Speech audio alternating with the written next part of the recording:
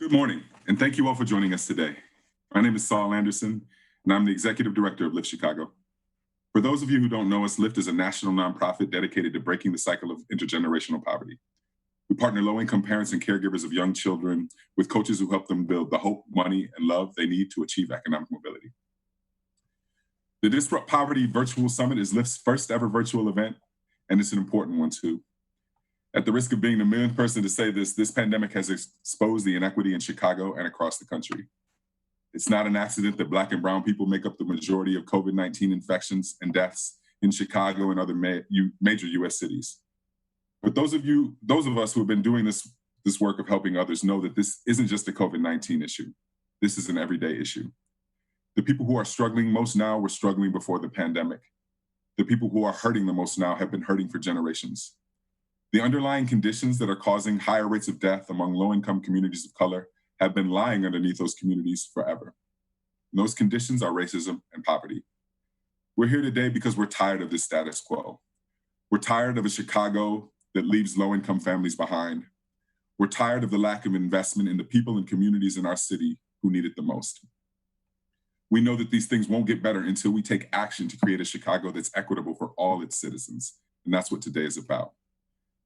Today, I'm excited and energized to collaborate with all of you to address some of our city's systemic challenges and what we can do to continue driving solutions forward, because these solutions can and should come from Chicagoans.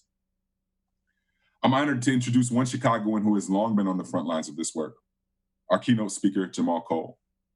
A champion of social justice, Jamal's mission is to build a more interconnected Chicago on the pillars of service and education.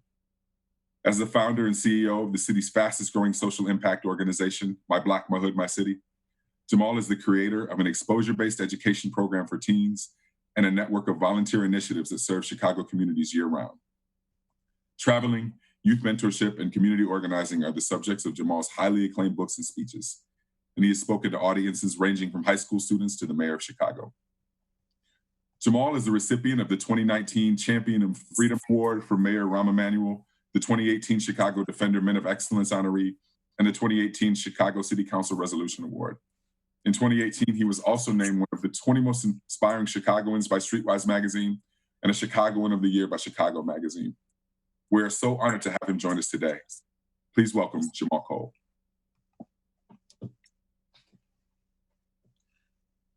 How's everybody doing? Thank y'all for having me.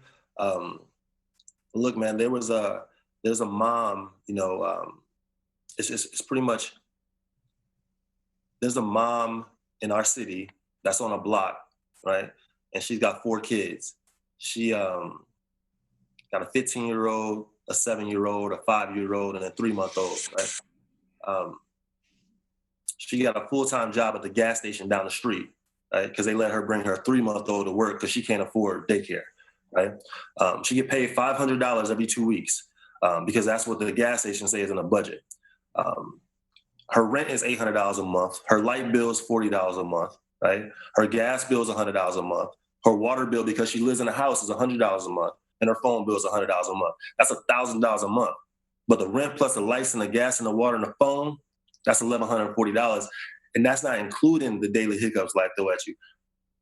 Did y'all hear me? I said there's a mom in our city that's on a block in a house raising 4 kids. Right? She got a full-time job at the gas station down the street because the manager lets her bring her 3-month-old to work. She can't afford daycare. Right? She get paid $500 every 2 weeks because that's what the gas station says in the budget. Her rent is $800 a month. Her light bill is $40 a month. Her gas bill is $100 a month. Her water bill, because she lives in a house, is $100 a month, and her phone bill is $100 a month. She only make $1,000 a month, but the rent plus the lights and the gas and the water and the phone, that's $1,140, and that's not including the daily hiccups life throw at you. Jamie, her son, is 15. Malachi is 7. Keela, she 5, and Alea, she 3 months. Jamie keep on getting in trouble at school. He mad at his dad for walking out on him when he was 5, and he mad at his mom because she can't get him the latest shoes and clothes. He got to go shopping at Walmart because that's all she can afford. Malachi, he a straight-A student, and he worship his older brother, Jamie.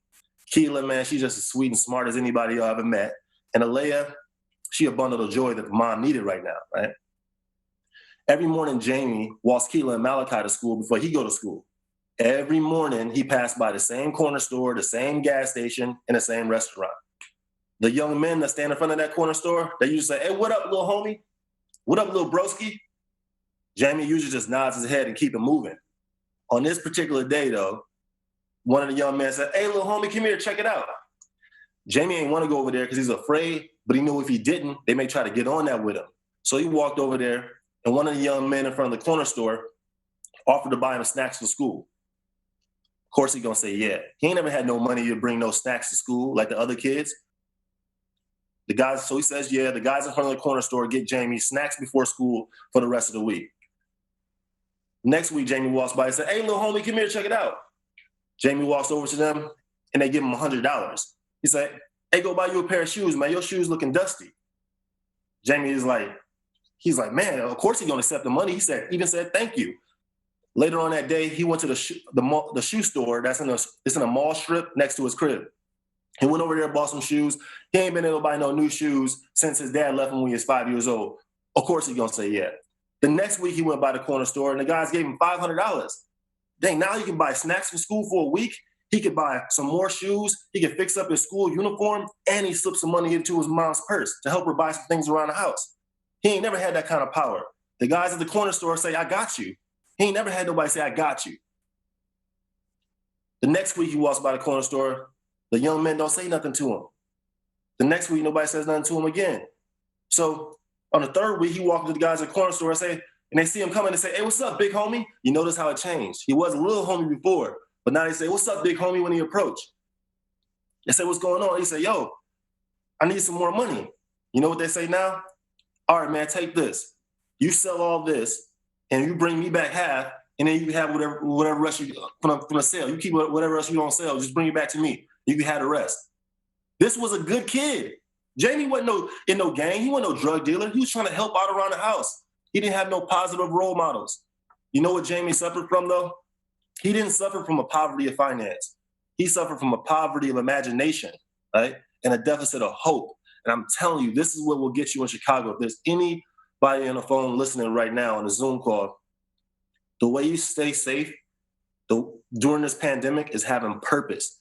Your purpose will pull you through a pandemic. If you see somebody on the street say, "Hey, how you doing today, man?" They say, "Oh, I'm just maintaining." Run. You don't want to be next to nobody who's just maintaining. You want to have goals that are so big and so well thought out that they pull you towards it. Your purpose will pull you through a pandemic, right? This is what I'm seeing constantly throughout Chicago communities. So I want to leave you guys with a few other words of wisdom and just say, hey, I know a lot of the seniors in Chicago right now are going through it because they're not walking the stage. A lot of basketball games and football games is canceled, and I know some people need qualifications to get into college. I know y'all frustrated right now, but I'm telling you right now, the way you stay safe during this pandemic is setting goals. Goals not only tell you what to do, they tell you what not to do. You ain't about to go to no house party in the middle of a pandemic if you got goals. You ain't about to be jumping in no car with no drug dealers if you got goals. You're gonna be like, oh, that ain't on my list of goals, bro. My purpose is gonna pull me through. So what I want y'all to do is I want y'all to stay focused and understand things in Chicago ain't never gonna change until y'all change. Things don't get better until you get better. So right now, I wanna say to everybody right now, we all are in control of our own life and we can all do better. So let's make sure we're doing that. I wanna thank you guys for having me. And I'm gonna go right into my my introductions.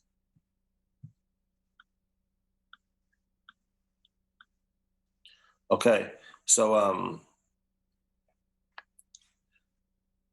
that was the first time that I gave that, by the way, too. I just prepared that a little something. But anyway, can you guys go back one slide, please?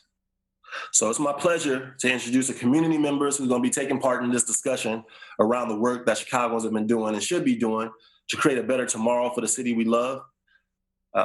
Please welcome Edna Pollard, one of the incredible parents of Uplift Chicago. What's up, Edna? You feel? Pastor Chris Harris, founder of Bright Star Community Outreach and senior pastor of Bright Star Church Chicago, the best background in the city, as you see. Priya Shah, founder and executive director of The Simple Good. You can see her murals and her posters all around the world on different blocks in Indonesia and everywhere.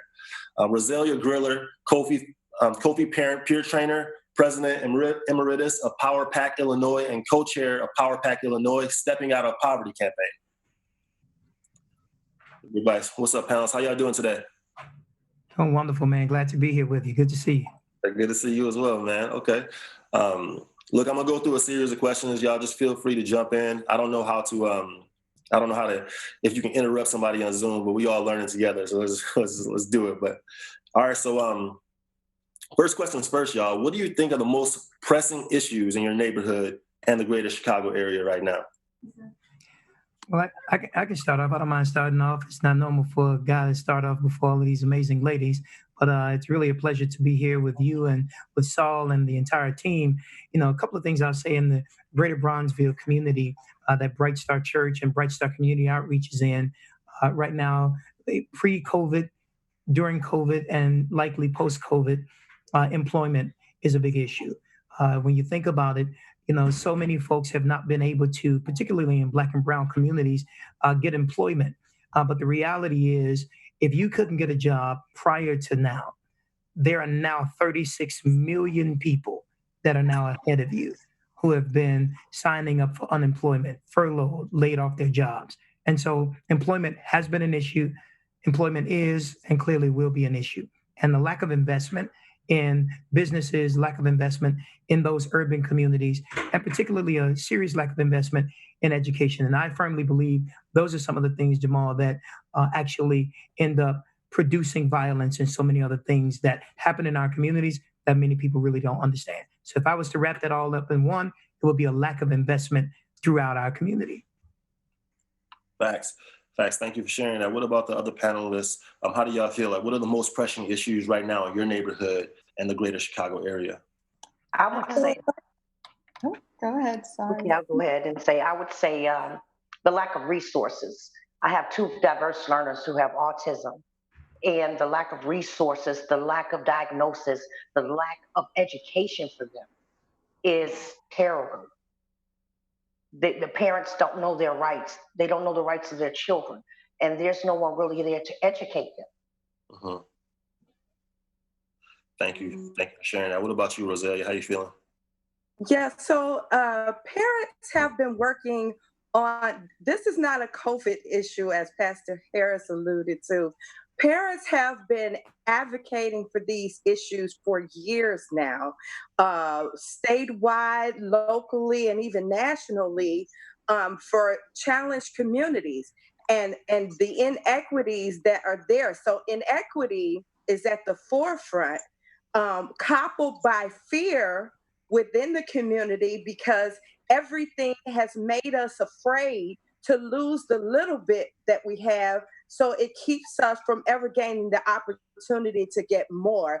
And I could go on and on. I'll stop because there are other panelists, but this is not a new thing for us. Facts. Thank you. Love the passion. Pri, how you feeling? What do you think are the most pressing issues in your neighborhood in the greater Chicago area right now? Yeah, we focus on social emotional learning through the arts in our communities on the south and west sides. And the most pressing issue we really feel is the mental health support that we have right now. Prior to COVID, 1 in 3 children needed mental health support. And you can only imagine how that's exacerbated during this time. And even pre-COVID, only 70% of our students were getting that support through the schools. And now that the schools and those resources are shut down, these resources are also gone. And so I think that there needs to be a basic need conversation of, in addition to the face masks, and basic needs that we're delivering, how are we also delivering on the health of our mind in order to support that we get out of this for the better? Thank you. Moving on to the next question, and maybe Roselia, you can answer this one first. What are some of the structures in place that allow these issues to persist? So most of the problems around inequity are rooted in systems and policy, which is why we advocate for policy change.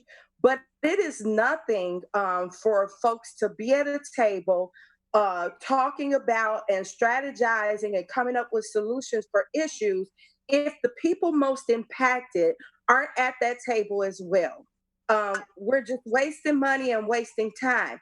And so what first and foremost we've tried to do through Kofi and Power Pack Illinois is to make sure that the parent voice, the community voice, those who are most impacted are at the planning and decision making tables, and then the insurance of implementation.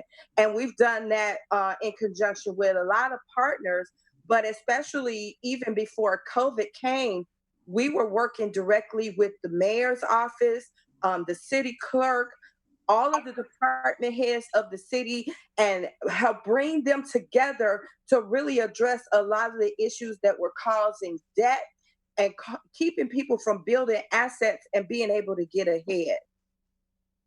I love your passion. I really do, man. You express very well, and I'm going to remember that. So thank you for sharing that. What about you, Pastor? What do you think are some of the most what are the structures in place right now that allow these issues to persist? Certainly a myriad of things, but I'll just focus specifically on what I like to call systemic racism. These policies that are driven, many times laced and birthed out of racism. It's not like one of the amazing things is when you think about COVID, and they're saying that COVID has disproportionately affected Black people and brown people. And then they're saying these are because of these social determinants of health and because of a lack of investment. Well, first of all, that's not brand new breaking news to anybody, because most of the people that don't look like us or don't live like us, guess what?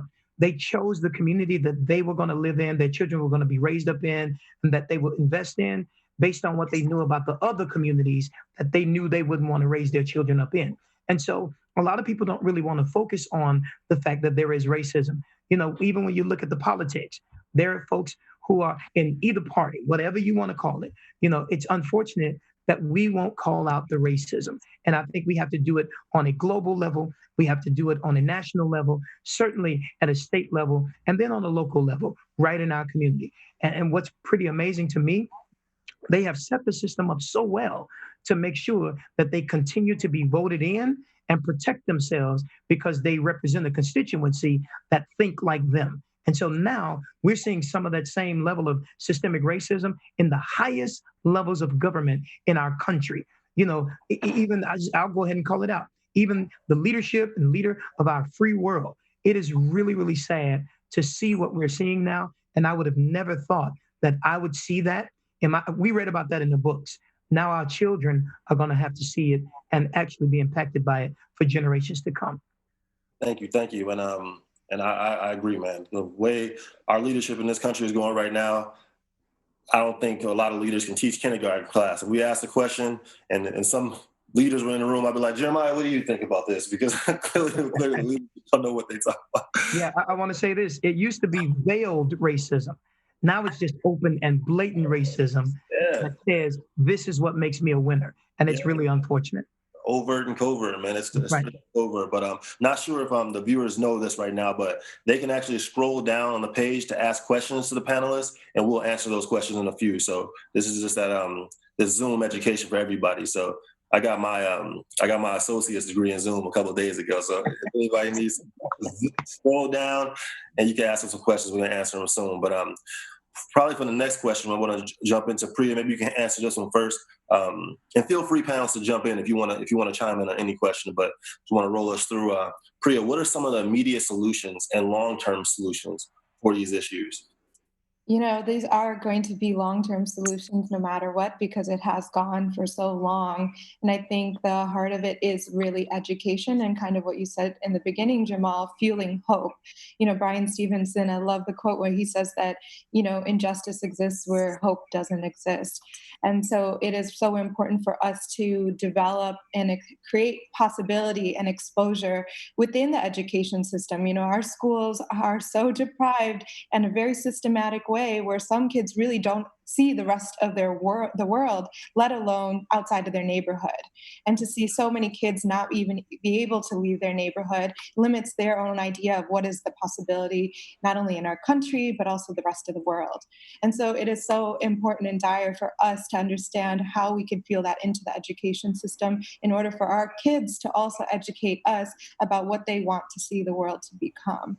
And I think that is, how we disrupt poverty is really through education education and empowering our youth through their minds to really create solutions that impact them, so that they can lead our country and our world in the future, to make this a better place for all of us. Thank you. Thank you. Ms. Pollard, how you feeling? What are some of the immediate solutions and long-term solutions for these issues? Thank you. I agree with Pia. It's education. The area of the city where I work don't look like us. And when this pandemic started and the e-learning started, a month before the children that look like us got even an iPad that doesn't work. They had ebooks, they had iPads, they had the e-learnings. But if you look at the demographics and the red lining that they do with us, Northside gets all the funding, all the education, and all of the resources. I'm sorry, I have a visitor out. What's up? Yeah, I have a visitor. Go check the out. That's one of my twins. But yeah, it's redlining, just like what they do with insurance. It's redlining what looks like us and it's not afforded to us. Yes. Thank you. Thank you. No, I agree. I'm sorry, this is eating at me. Can I chime in? Sure. Let me say what is needed is a nevertheless attitude. For generations, we've been poor. That's not something that's different. But I think that we have to understand money is power, but people are power. And I don't mean it in a radical sense, go and start grabbing people and doing violent things. I mean it in a sense of the power that is present that we can use. The vote being one, but not just the vote, an informed vote. Who knows what people are with the things that we know need to happen? Who's had the same mindset? And then now is a golden opportunity with the census being present. I know that they've made us scared all the time that we were going to lose everything if we were counted. But if we're not counted, we're not counted. And the fact that we say one person lives here and 10 people live here, and we only get money for one, we're never going to change the dynamic. So nevertheless means beyond everything that you could think you would lose, think about what you could gain, because everything is wrapped in the census. Yeah, can I just add to that? I will say, we say education, and we have to ask ourselves, what kind of education? Let's just think about, policies. I don't believe you can change a community situation until you teach the community how to impact and change legislation. I really do believe that. And, there are a lot of folks who they're hopeless at this point. They're like, what's the purpose of me voting? Why would I vote? Well, I voted last time, and, the president that's in there now, he got in, but the Hillary won by 3 million. So we didn't take the time to really educate our community on, voting blocks. Why didn't the parties take the time to educate our community on what the electoral college is? Why do we still do name recognition voting in our community when a person has been in the office for 2 to 4, maybe 8 years and above, but they have not necessarily brought results? And I think back in the day when we were younger, I don't know how old you guys are, but I would tell you, we had civics in school, right? They taught us about civics. They taught us about how it worked. And I think we need to go back to that and that advocacy piece. And then also reviving hope. Because once you get a hopeless people, they become a helpless people. And at that point, they start to turn to a place of survival by any means necessary. And by any means necessary means it's going to get really dangerous. It's going to get really, really tough. And folks that are living on the south and the west side, they're going to start thinking about the north side after a while. So if you don't have the money where you are, you will start going where you think it is. Thank you all. Thank you all, the panelists. We're going to move right ahead to the next question. How can those with privilege and visibility help right now? And anybody can jump in and grab that right away. Well, I think that it's important for the first step for anybody with privilege or visibility to understand the history of the problem and why it exists, where that structural, institutional outcome has evolved and what it's become, and not kind of create a Band-Aid solution to what they assume is the problem. All these problems really exist through a history of humanity and how we've operated and seen each other. And in order for us to really create, systematic impact, you really have to understand why this has become in the first place. So I think that's the first step. Thank you, Priya. Ms. Griller, how you feeling? How you feeling about the last question? Like, what are like, how can those with privilege and what do they need to learn about your community before trying to come in and help? So I agree in part with what Priya said, and also hearing, people make assumptions about parents or lazy dads, don't care about their children, all of the things that we hear, the cliches we hear. But until you actually know the whole story, Right. why is this father not paying child support? Why are all of the whys need to be answered before they can truly understand and help our community? This is why I advocate beyond fear and hopelessness for folks to share their real stories, so that when we're talking to legislators, we can say, no, this is not just the deadbeat dad. Here is what really happened. And in that, we can see what systems need to be in place, what policies need to be in place. And also showing to them, like Pastor Harris alluded to, what's in it for you? What are the possibilities of downfall for you if this doesn't happen? So I think that people need to really know the real stories behind it, and they have to really have a true heart and not a negative agenda to be able to come in. They don't need to assume, they need to understand. Rosario, I don't know if I'm supposed to be taking notes because I'm moderating, but every time you're speaking, I'm writing on my phone, taking notes. So keep on dropping jewels. I love it. Love it. Pastor, how you feeling about that? What do people need to learn about your community before trying to come in and help out? Well, I think first of all, they need to remember that, our communities don't need people to helicopter in and save us. Give us the training, the tools, and the resources. We are pretty resilient people. We will save ourselves. That's the first thing. Second of all, they need to make sure that they place themselves, even momentarily, in our lived experience, right? You cannot help a person, help a community, assist the community when you don't understand the community, right? For example, Edna, our girl, she said, I got to go because I got children to tend to. And that a lot of people wouldn't understand that lived experience, right? It's easy for you to say, hey, here's how I would treat this, but you're not at that situation. You're not in that home. That's not what your bank account looks like. And so I think a lot of people need to take a step back. And I would say what Rosalia said. Listen, stop making assumptions. Before you assume, ask. Have communication. People need to take time to not judge or label community members or communities at large. They need to take a step back and ask themselves, what can I do to help that circumstance and use my voice, my influential voice, to speak truth to power and bring systemic change? Because at the end of the day, I think Dr. Martin Luther King said it best, and I will paraphrase what he said. It is not the voice of our enemies, it's the silence of our friends that we need to be concerned about. And if you're telling me that you know what's going on and you're sitting in places of influence and you don't bring some sort of solutions to the table and use your influence to turn the circumstance that you don't live in, and guess what? It's not that you don't know, it's simply that you don't care. Woo!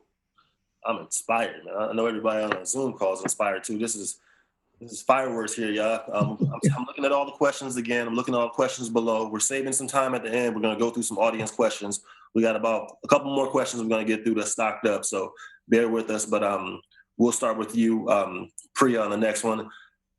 How do you want to show up for your community, and what are some ways you've done that already?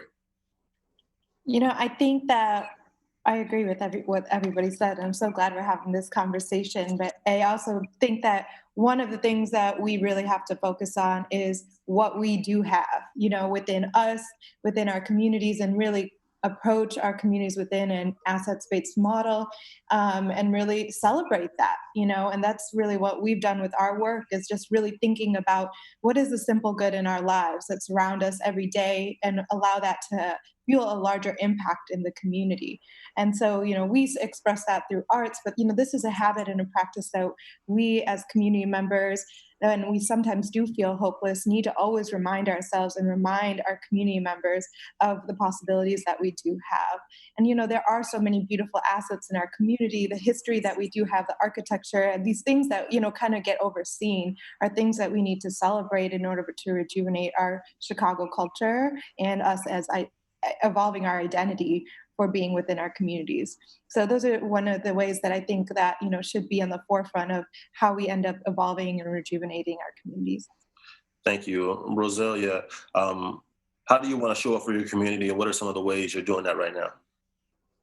Oh, we don't have enough time for this question, but so first of all, as a trainer, I show up by helping folks who have been beaten down all of their lives and made to feel like they were powerless, to show them that there is a leader in them, in each one of us, and help them identify how they want to operate in that leadership. As an emeritus of Kofi, I try to take those parents who've gone through our training and find places that they can empower and speak with aldermen and legislators and anyone that has the power to make real change in their community. And then citywide, we've worked we partner with everyone. We've worked with the city of Chicago, the city clerk, and all of the department heads. And that's unprecedented in this city. To get all of the department heads in a room together has never happened in my lifetime. I'm not that old, but I'll just say, and to continue to press and to push them to say, hear the voice of the people, and statewide as well, then nationally, because we can't continue to be siloed. It all has to work together, because all of these issues that we separately work on everywhere and get nowhere are all connected. And we've got to find ways to collaborate more and stop reinventing the wheel in silos and work together. I told you I didn't have enough time. Let me stop. Pastor, how you doing, man? You want to tackle this question? Man, absolutely. So first of all, as a son of the soil of Bronzeville, born and raised in the greater Bronzeville area, I think my first responsibility is to model my expectation of everybody else, right? Because a lot of times we try to ask other people what to do, but the question is, when they see us, do they see us doing exactly what we're expecting of them?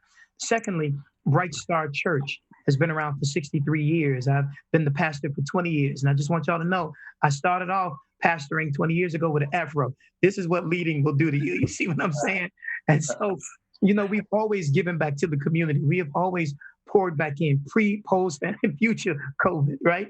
And then the other side of it is we birthed out Bright Star Community Outreach, and people can learn more at brightstarchurchchicago.com. They can learn more at brightstarcommunityoutreach.com. We've given jobs to people. Annually, we employ up to 500 people, full, part-time, as well as seasonal. The term model that we've developed: counseling, mentorship, parenting, workforce development, and advocacy. Those are the things that we do. And I firmly believe that the worst thing that we can do is try to do 8-track outreach in an iPad generation.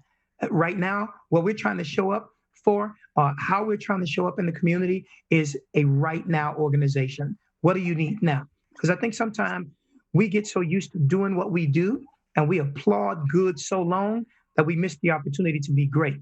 And I think at this very moment, we all have to be relevant to people right now. What does the community need? We're doing trauma counseling. When we opened up our trauma counseling center, all kinds of folks started calling.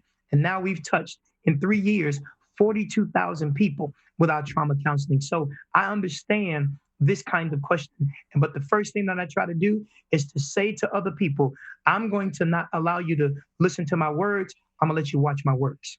Thank you. Appreciate that. And panelists, we got 7 minutes pretty much to get through about 4 questions. So we're gonna be brief, but I want to get all your responses to them. So the next question we're going to go right into is tell us about the moments or experiences that inspired you to take action in your community. How did that moment convince you that you could be a leader in your community? Priya, you want to start with that off? Yeah, for sure. I think the moment for me was that, our work is not only local, but it's also international. And for my ability to be able to, bring this model that we're using in Chicago, inspiring students to think about their meaning of good in their lives through the arts and how it transcends around the world, really became a moment that, made me think about how desperately we need to connect to each other around the world and how we're really just so interconnected.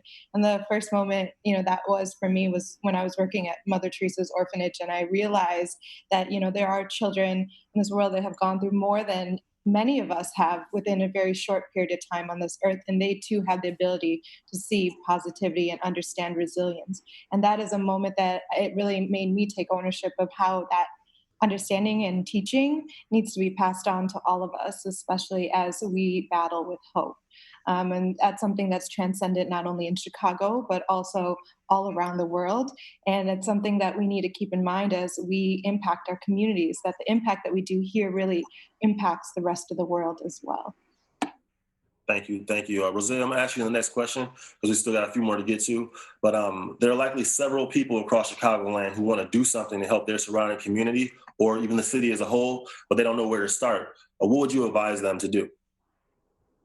Oh, wow. I wanted that last question, but okay. I want to hear your story too, so you might as well touch bases on it a little bit, but still answer the next one too.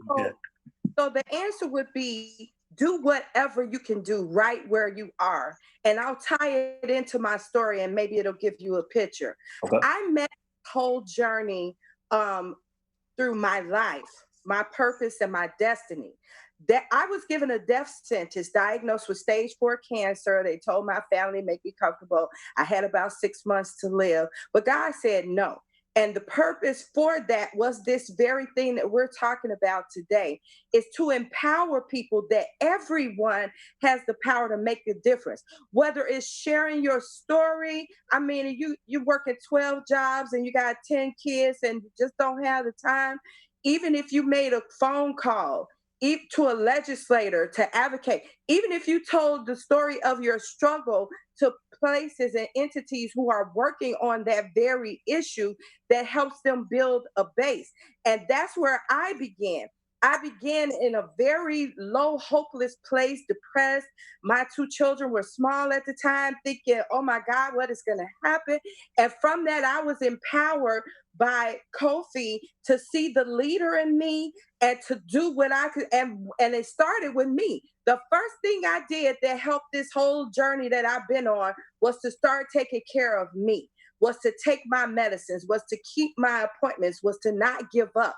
And so I think empowering ourselves to first see ourselves and do the least little thing, and there's nothing too small. Thank you. I'm gonna go to the actually, Pastor, I want you to answer this question as well. There are likely several people across Chicagoland who want to do something to help their surrounding community or the city as a whole, but they don't know where to start. What would you advise them? And thank you, Rosalie. Well, I'll tell you, I'll couple those two together real fast. The moment that, I got started, because I was already pastoring, but from a community perspective, when Darian Albert got killed, I said, we need to come out of the 4 walls of the church and do more. I can't stand churches or preachers that sit there in their church and they worship and do nothing for the community that they actually sit in. So that sparked my fire. And then after that, my son, from an education perspective, because that is where poverty begins, from my perspective, my son brought home a book from Carter G. Woodson. That's the school he was going to. That was the school that I also went to as a kid, and right across the street from my church. Check this out. The book that he brought home, my name was in it. So I said, wait a minute, what the hell? Wait, you telling me that my child is learning out of the book that I learned out of? How outdated it is? It helped me to understand that our schools are not just closed because they are underperforming, they are under-resourced. And that's what we need to start thinking about. When are we going to pour into the actual education? Because from my perspective, the best violence prevention tool is a great education and access to great and gainful employment. And I will tell you this, if people are out there saying, I want to get involved, what do I do? Here's my advice to them. Connect to what already exists, learn there, and then help to create what does not. Because a lot of times we start reinventing the wheel. Why don't you connect with somebody else? The greatest tool in the world is collaboration. get with somebody else. You don't have to start your own organization. You don't have to start your own 501c3. Listen, we got war wounds already for that. And guess what? Whatever your vision is, you're going to have to ask God to give you provision and make sure that you get rid of all of the division. There are a lot of people that would try their best to start something new, but guess what? There are people that lay the foundation for you. Work with what already works. Taking notes, man. I'm taking. Seriously, your analogy game is amazing. I need to step it up. Dudes, man, dropping bars. Loving it, man. Loving it. I'm going to actually have to be on to one of these audience questions. This audience is asking some good questions, so feel free, panelists, to jump in and ask and answer one. But it says that this is going to be from DMT. This person says, how can we break these barriers? How can we uplift and prepare the new generation to lead the movement? I know you touched on that a little bit, Pastor, about saying it's about collaboration and not starting your own thing. How you guys feel about that question? How can we break the barriers? How can we uplift and prepare a new generation to lead the movement? I think it really has to do with education and empathy building. And when I say empathy, it's really truly understanding the story of a community and understanding like how we really connect to it. I think that right now in Chicago and for a long time in Chicago, the segregation is also breaking our ability to empathize with the communities that are next to us, right? And creating blame instead of understanding. And I think that if we are to really help uplift each other, it is really about us connecting not only across neighborhoods, but who we are as human to see like how we can provide these basic rights across the board and not just to one areas of the city. I would say listen is the main thing. Listen, our young people, I have a 26-year-old and a 24-year-old. And I had to learn this the hard way, that they're brilliant. I know we all think our children are brilliant because they all are. And we have to listen to what they're feeling, what they're thinking. And we have to meet them where they are. And within that frame, we can talk about the past to help them identify where they are and where they want to go in the future. So I think listening, opening up the lines of communication without judgment, and then empowering them with the information that they need to take it to the next level. Yeah, let me say also discover, develop, and deploy tomorrow's you, right? Because if you're already doing it, who is that mantle going to fall on, right? Who are you calling? I'd like to call Moses had a Joshua, right? So who is the next you?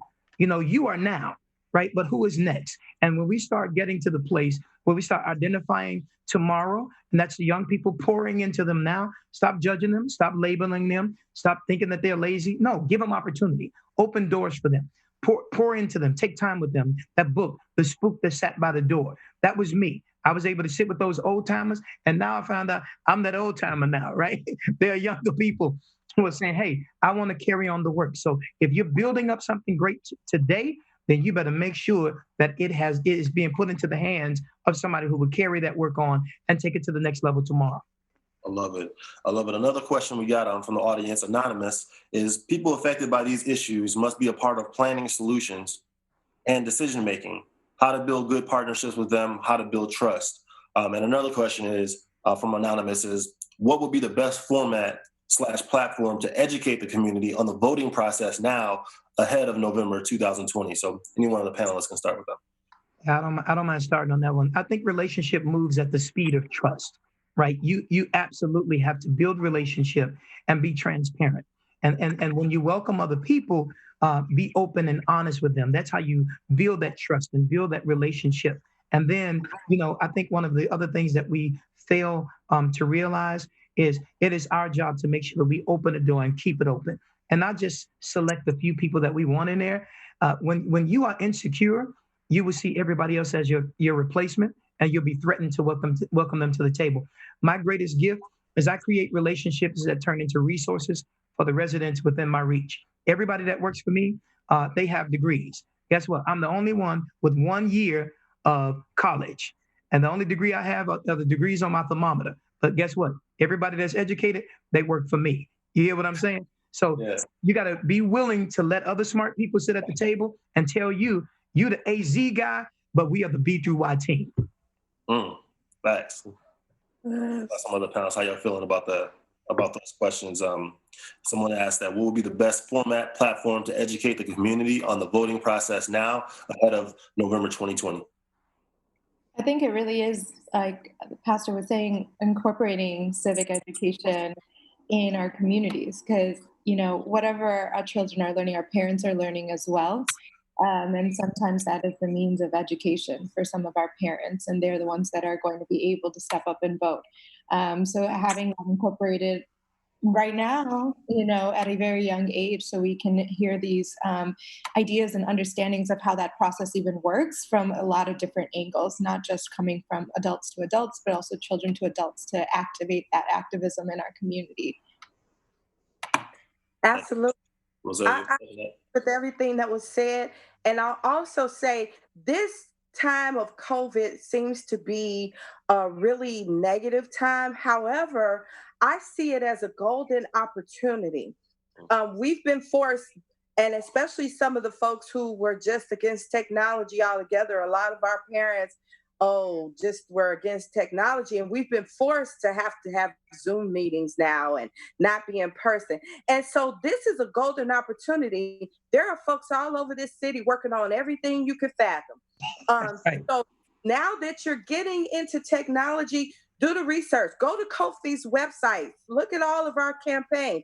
Figure out what's comfortable for you to be a part of it in a way that's not overtaxing to you, but you can bring your gifts to the table and make it really matter. So I love it. I love it. I want to also say thank you to all the participants on the call. We got hundreds of people from all over the city. Y'all could be anywhere else in the world right now, but y'all here. We got about 5 more minutes. I'm going to try to get to some more of your questions. So an anonymous person asked, are members of our communities getting equal access to stimulus checks, unemployment benefits right now, or are they facing barriers to access? Oh, let me jump on that one right quick. The answer is H to the no and an H plus a no. Say it. Just say it. Hell no. That's the bottom line. But so this is one of the things that we've also been advocating for, statewide and nationally, around undocumented folks, around college students, all the health workers. There are just so many folks that were left out of this, and we've been advocating. And then the travesty of taking a check that a father might get for child support, knowing that, those of us who know, those benefits don't usually actually benefit the child anyway. And then for you to take what little bit they could actually hands-on in a time like this have. So yes, we're advocating for all of those folks who were left out of the stimulus. We've been able to get a couple of victories around there. There are also different entities that are putting money in various processes. Like, you got to do research. We can't name everything on this one session, but just go and look. There are other folks who are putting money forward to try to help those who have been left out of the general folks who would qualify for the stimulus. Got you. Can I say, listen, first of all, we shouldn't be looking at the stimulus money as extra money, right? The sad thing when it comes to our community, the last quarter of the year, October, let's start September when kids go back to school, October, November, December, in our community, we spend a lot of money, holidays, going into debt, right? And then we look for the first quarter of the next year, income tax return. We think that is our stimulus package. And the reality is we need to be educated on a lot of these different things. Equity, absolutely not. Black people have never experienced equal or equity in this country in any area whatsoever. And at the end of the day, until we start to have that robust conversation around what equity looks like, that book that I love to preach and teach out of, we perish for the lack of knowledge. And those are facts, right? And we don't even know what to ask for.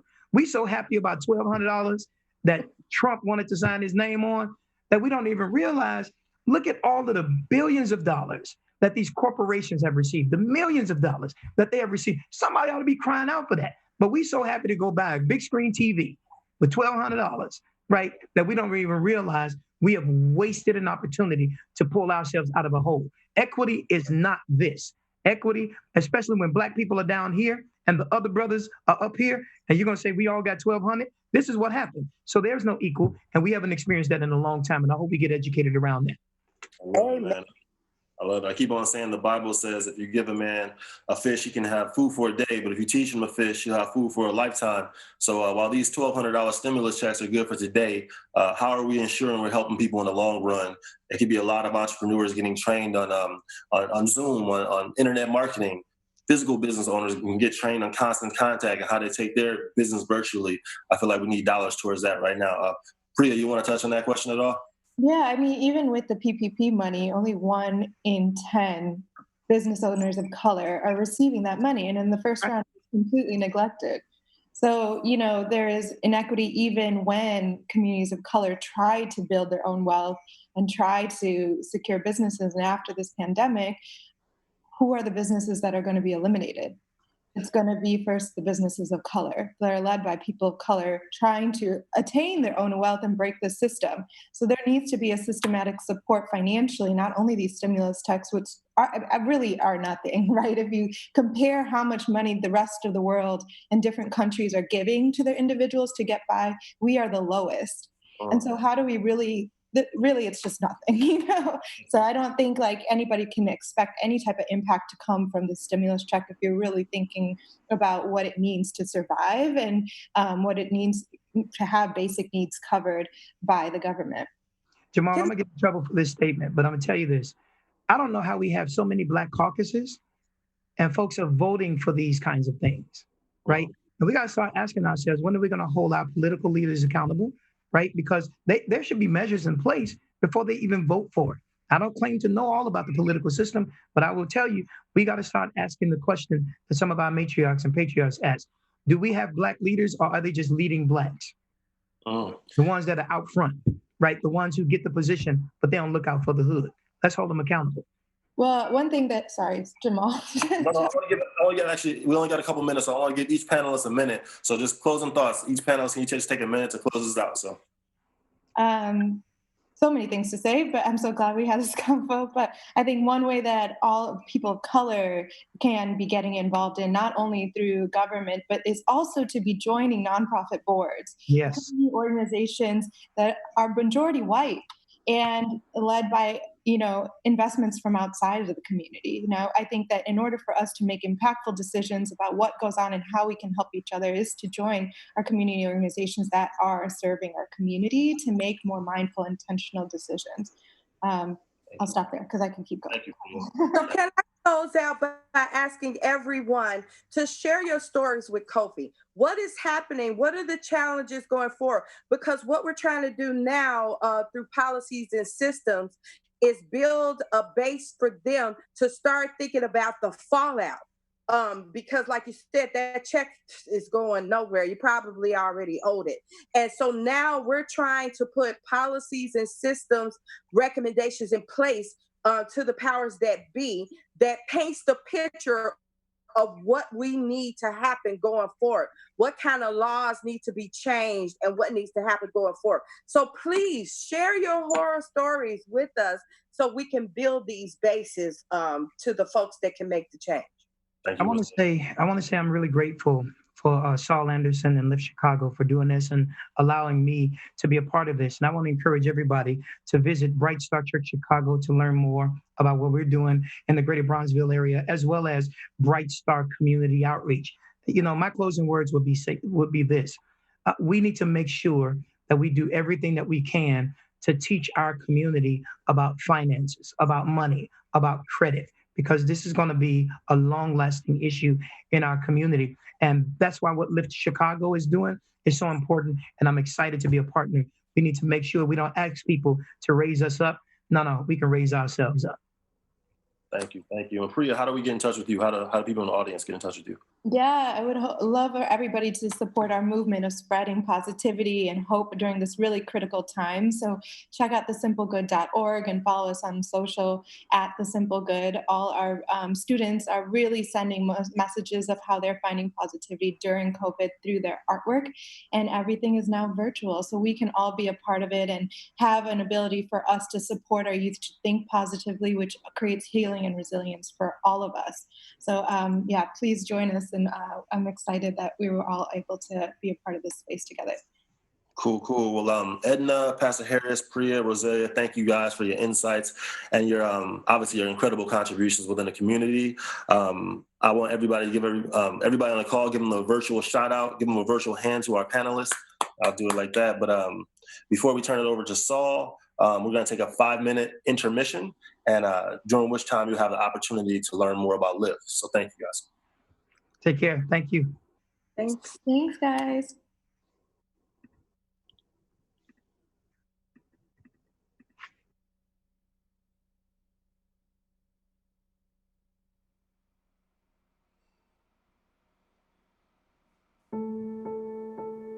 When I first realized that I was pregnant, I knew that I wanted to give my daughter the life that my mother couldn't give me. Once you hear that child cry for the first time, like, oh my God, my baby, I created this baby. It just opens your eye, like you are the protector, the provider. That was the moment I knew this is what I have to do. I had to plan out my future. I had to have a goal just to make sure that I do give my child the best. It was rough at first because I felt like I didn't have the support that I needed. You know, it was a struggle, but I knew that I wasn't gonna let this stop me, but I didn't know about how. I didn't have the support system. I didn't know about money management. I didn't know how to be stable for my child. I was tired of living paycheck after paycheck. It was so overwhelming.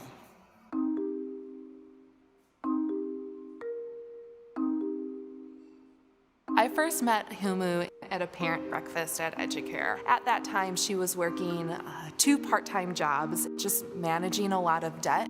That's where Lyft was able to step in to help her fully articulate the goals that she has and then develop a plan with her that would help her step by step to get there. I signed up, they follow up with me, and then in the first meeting, they asked me, what is your goal? What do you want? It wasn't about the program. It was about me. I was like, well, I've been struggling, trying to go back to school. My other goal was fixing my credit, getting a good job. A lot of the coaching sessions are looking at some of the barriers to achieving those goals and brainstorming how are we going to overcome them. If my goal is to fix my credit, okay, which one? Let's focus on one thing, one credit card, and let's aim to fix that. We provide the tools and the resources and the support, but really looking at what are the parents' strengths. They know what is best for them and their children, and so really just providing a listening ear. She had a lot of empathy, you know, she understood. She didn't look down on me. And sometimes, I just want to say this, when I'm meeting with Sarah, it's like I just figured out myself. So she's guiding me towards to be more independent. Over the past 18 months, I've seen her pay off over $6,000 worth of debt. She has found a full-time job with benefits, and she started a child savings account for Samia. Intergenerational work is so important because it allows parents to stabilize right now so their child has a shot of economic mobility.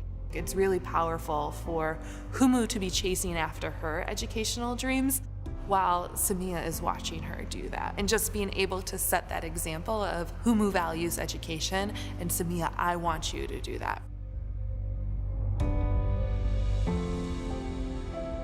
Without Lyft, my life will be nothing. I wiped out all my credit debt because of Lyft, yes. What kept me going was my daughter. She was my motivation. That's what she using to pick up the salad. And she's pouring the oil. Yeah, that's the tomato. What I see for us in the future is I'm having a career. She's attending one of the best schools, and just for her to grow into this wonderful young lady, respect herself, and just be the best that she can be.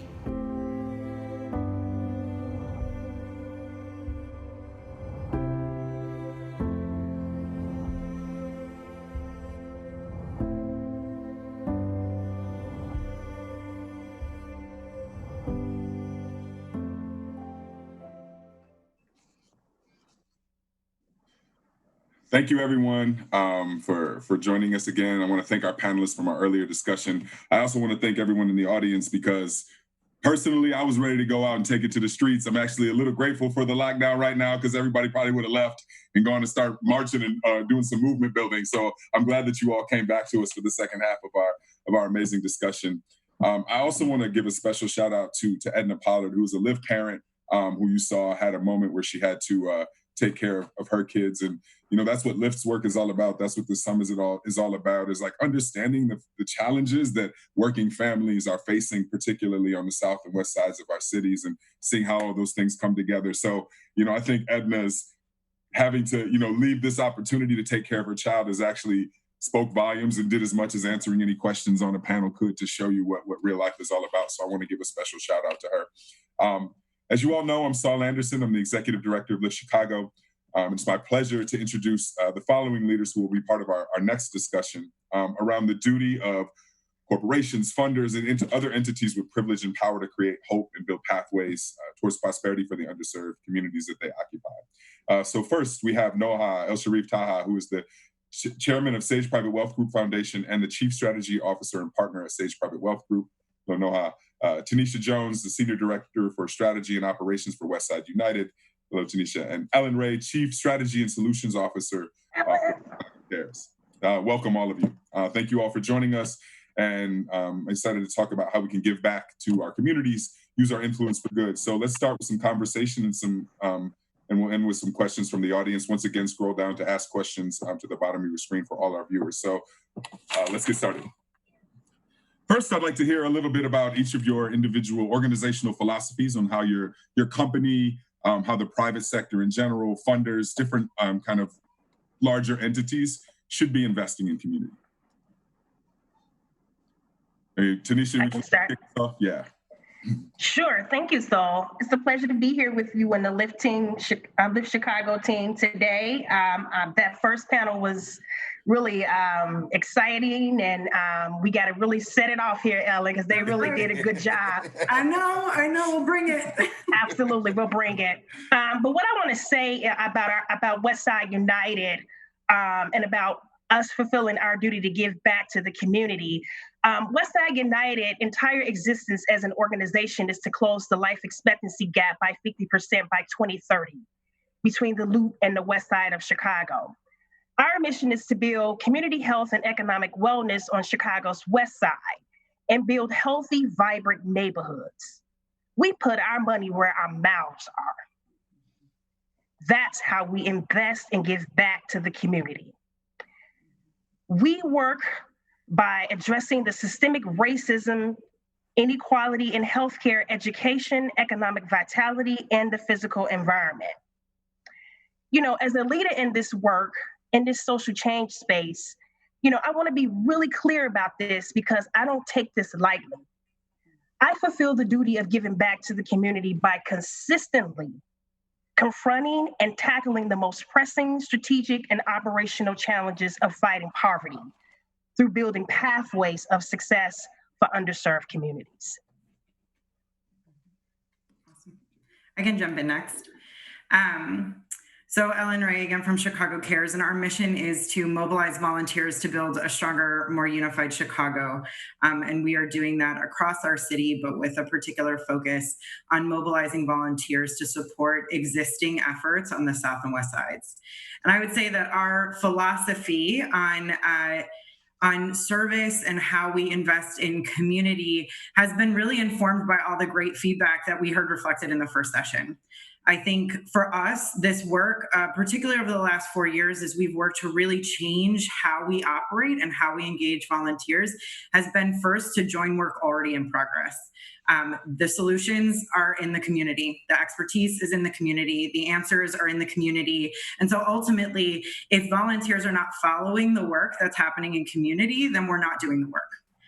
And that is, I think, sometimes a difficult thing for us to come to terms with, but has been essential to our philosophy that we don't do anything alone, and we certainly don't do anything that the community has not identified would be helpful. And then we've also really tried to focus on how we use our power and influence where we're at to fundamentally shift the narrative about our city and particularly about communities on the South and West Side. So how do we really change the assumptions that first panel talked about, change the narrative that there are not assets and there are not solutions, because we know that that's a lie that's rooted in systemic racism.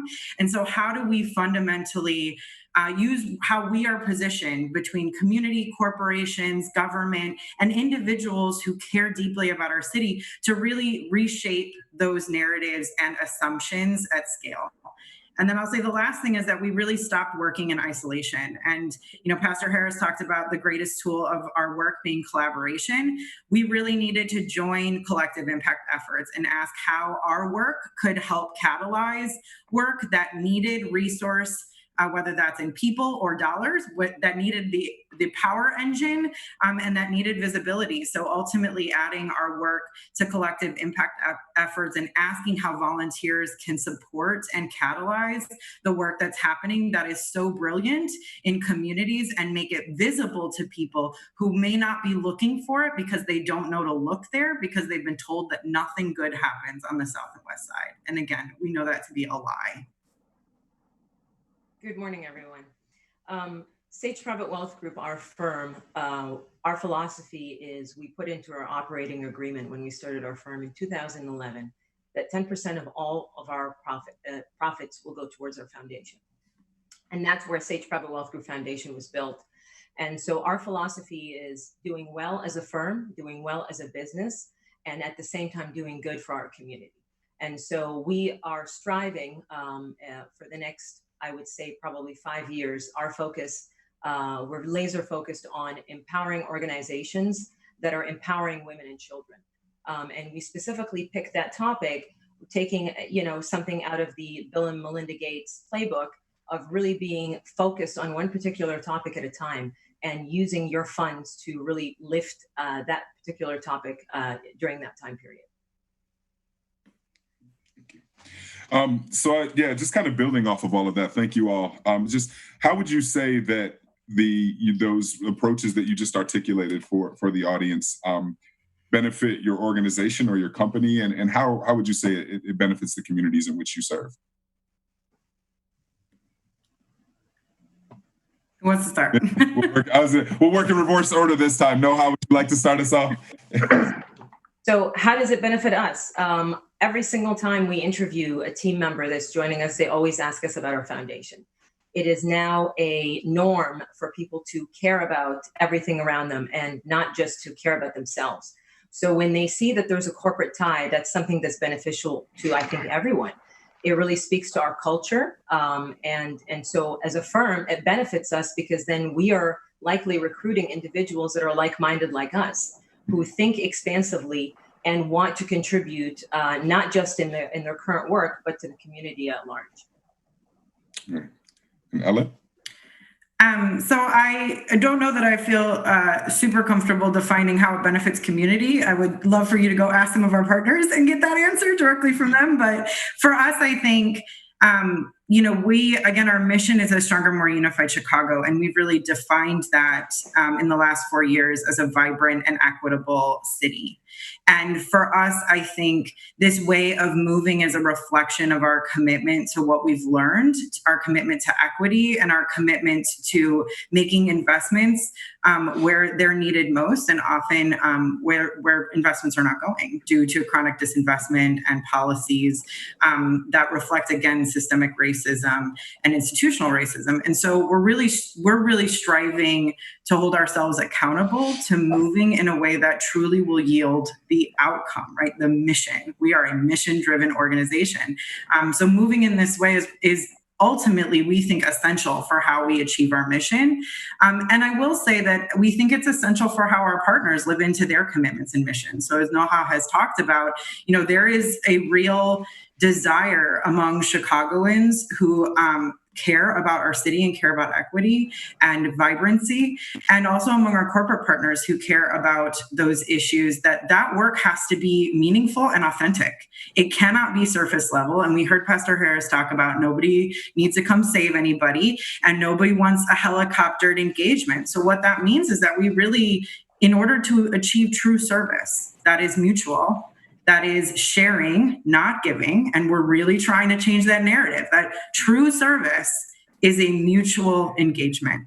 It is, you give something and receive it. And if you're just giving and not receiving, is it really service? And so for us to really have deep, authentic, transformational relationships, whether that's our corporate partners, our community partners, or with our volunteers, we have to move away from this idea that it can be transactional. It cannot be transactional. It has to be deep, authentic, and sustained. And that's where we really want, the benefit for us of moving in this way is that we think it's the only way to achieve that. Ultimately, we can't do it any other way and achieve vibrancy and equity in our city, that we cannot make our city stronger, and we certainly can't experience unity unless we are moving in a way that makes service deeply relational and sustained, so that it has a chance of truly being transformational and not transactional. Tanisha, do you have any thoughts you'd like to share there? Sure. I'd like to just quickly say, for Westside United, we have this big, hairy, audacious goal to close the life expectancy gap on the west side of Chicago. And, the 6 anchor hospitals that make up Westside United historically were competitors that came together to figure out how to raise up on the west side of Chicago and really start working towards overcoming some of the barriers on the life expectancy gap as it relates to health and wellness. And so I think I really wanted to lift that up to show that people are working together in ways that they had not worked together before. And we are really excited about the progress that we're making as an organization. We're a very young organization. We're only 3 years old. And so we're excited about how we're progressing and how we're thinking about our goals of closing the life expectancy gap. Yeah, that's great. And I think that, as you mentioned, the sort of historical partners coming together to work together on this initiative just opens up so many other opportunities for partnership, correct? And I think particularly in the communities that you're serving, those institutions working together can only be good for the community, right? That when competitors and each doing disparate things, there's not an opportunity to come together around a singular vision for strengthening and the community and really attacking that life expectancy gap, which is, I'd love for you to, just share a little bit more about that for those who don't know, kind of talk about where the life expectancy gap came from, the study, and what it actually is, so people that can maybe understand in the audience who don't know much about that. Okay, I'm going to try to do this due diligence. Westside United is very fortunate to have this wonderful and fantastic doctor by the name of Dr. Ansel and Darlene Hightower were really the chief architects of the Westside United vision and the model for how we truly operate. Dr. Ansel has been a physician on the west side of Chicago for decades and decades, and he's been fighting this whole thing around health disparities for a very long time. And, Rush was in a position where they were really thinking about health disparity work in general as a part of their mission. And Westside United essentially was kind of birthed out of that when they really looked at the data on the west side of Chicago, thinking about Black and Brown people's life expectancy as it relates to the life expectancy in the West Loop. There, I think it was a 30-year gap. Don't quote me on that, but and the number was just astounding. And I believe that they knew as an organization, an Incan organization that had been on the West Side, serving West Side families for years, that they could no longer ignore this data, and that they really had to figure out how to put something together to really start to drive home the systemic racism that has historically plagued the West Side of Chicago. Yeah, correct. And those numbers are absolutely mirrored. If you follow, there's a number of studies out there that if you follow the train as it goes from the loop out to the West Side and also to the South Side, you'd be astounded at the life expectancy gap, as you said, which does approach 30 years. I believe it's somewhere in the neighborhood of 85 when you're in the loop, and it's in the mid to late 50s if you live on the far ends of the green line or the red line along the train. So just really fascinating. And frightening studies as well to look at, and it's a really interesting way to approach. Thank you all for sharing that. I'd also like to, Ellen, I'm going to call out in advance this time. Ellen will have you kick off with this one. But I'd love to talk a little bit about your personal philosophies on giving back and how those sort of dovetail with the philosophies of the organizations and institutions that you work for. Yeah. And personal life history as well. Yeah, so I've grown up in Chicago. I'm a third generation resident of the North Side, and I think a big formative event for me was really experiencing gentrification in my own community and watching folks that I had grown up with and gone to my local Chicago public school with no longer able to afford living in Logan Square, Humboldt Park, as the communities began to change, and really beginning to understand less that I needed to give back, but more that I needed to join the struggle. And I think that my own formation has been that, particularly as somebody with privilege, both racially and economically, that my responsibility is to join the struggle and to amplify the lessons, the learnings, the lived experiences, and the solutions of folks that are being directly impacted by these issues. And I was taught that lesson in lots of places and spaces that included from my friends in my elementary school, through Logan Square Neighborhood Association, which was an organization that very much formatively shaped me. And so, and I've been the executive director of a grassroots organization prior to coming to Chicago Cares. And so for me, it's about relationship and community. It is about where we belong and what we do to make good on service to and with one another. And when I had the opportunity to come to Chicago Cares, I was deeply excited because the vision that they had for the way that Chicago Cares could influence the way that corporations, the citizens and neighbors in Chicago and government could work together to really invest and focus resources on the South and West Side was really compelling to me, because it reflected this idea of service as joining the struggle with our neighbors to make a more vibrant and equitable city. And so that is the work we've done for 3 years. And I will be very honest, it's a work in progress.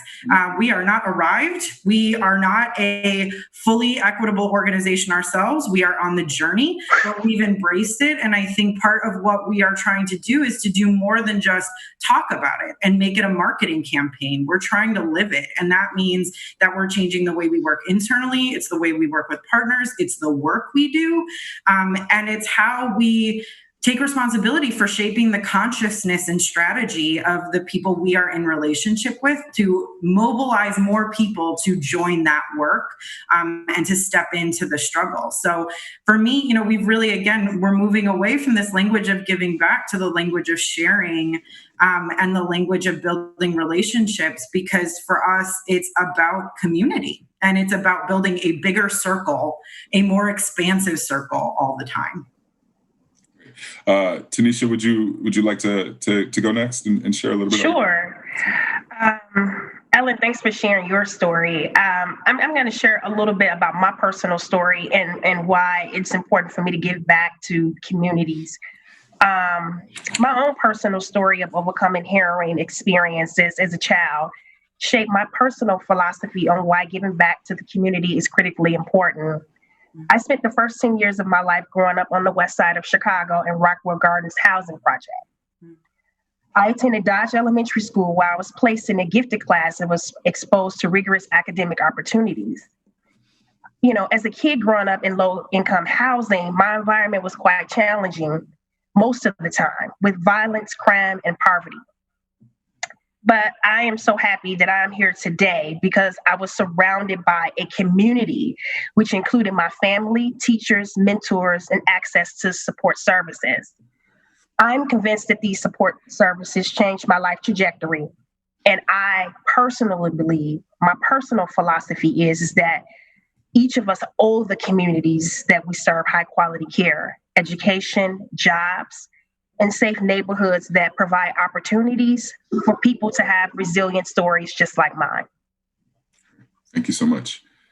And Noha, I'd love, to the extent which you're comfortable, you and I have had a chance to talk about just your story and how, it's particularly being a partner and a founder of your firm, and how your life story is filled in with your corporate philosophy and your corporate giving back philosophy. I'd love for you to share a little bit of that as Sure, well. Absolutely.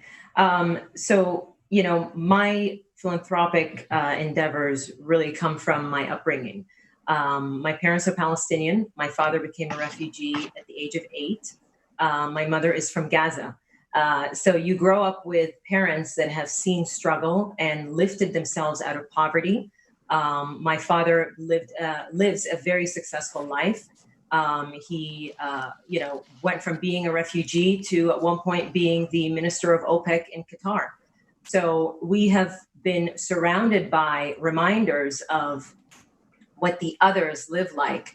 Gaza is, everybody knows the situation in Gaza. So there was a constant reminder for us that even though there is privilege in the life that we live now, we have relatives, we have family members, and we have friends that still do not get to live this privilege. I'm also an immigrant twice. My family immigrated to Canada when I was 10, and then I immigrated to the US about 10 years ago. And that immigrant experience really, I think, shapes your worldview and provides a level of empathy to the world around you that really comes from, being a marginalized community, having to explain the origin of your name, having to explain why you don't look Canadian, and so on and so forth. And so really my personal philosophy is, if my parents were able to do this, and they were able to lift themselves and live a successful life and provide a well-being for all of their children, then I absolutely it is my duty to be able to do that and push that forward. And so my husband and I, our philosophy, we're both philanthropists, and we believe in giving back, which is why I'll keep going back to do well and then do good.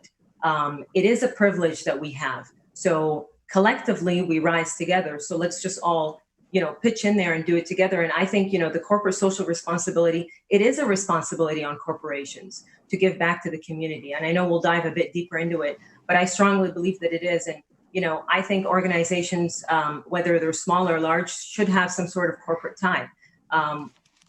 We're no longer living in a world where people don't care about the environment and don't care about their community. People care about these things. And so as an organization, your culture needs to reflect the type of people that you want to attract to work with you. Thank you. Obviously, the thing that's on everyone's mind, the reason that we're doing this via Zoom rather than in person, is the COVID-19 pandemic. I'd love if you could all just share a little bit, and perhaps Ellen, you can kick us off this time. Just share a little bit about how your response has been changed or impacted or elevated because of of COVID-19. Yeah, happy to. So early on, we had to suspend most of our in-person programming, which is done in groups of volunteers. And so that was certainly an adjustment for us. But since then, we've spent a lot of time and energy, again, really listening to our community partners and trying to deeply understand what's needed right now, and to design programs in the interim that would really address the needs that we're hearing from our partners and our volunteers. So we've really focused on 3 things. One is around education for our volunteers. So, a lot of folks on the first panel talked about what it looks like to prepare ourselves for service.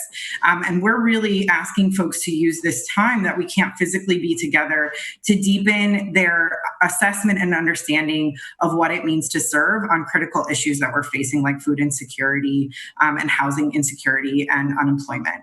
So how do we use this time to really work on us as volunteers volunteers.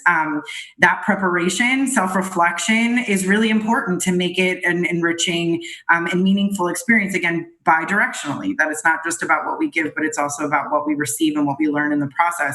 So we've done a lot of education work with our volunteers. We've also supported AMPT, Advancing Nonprofits, in developing office hours for nonprofits to get support on key pressing issues from culturally competent consultants.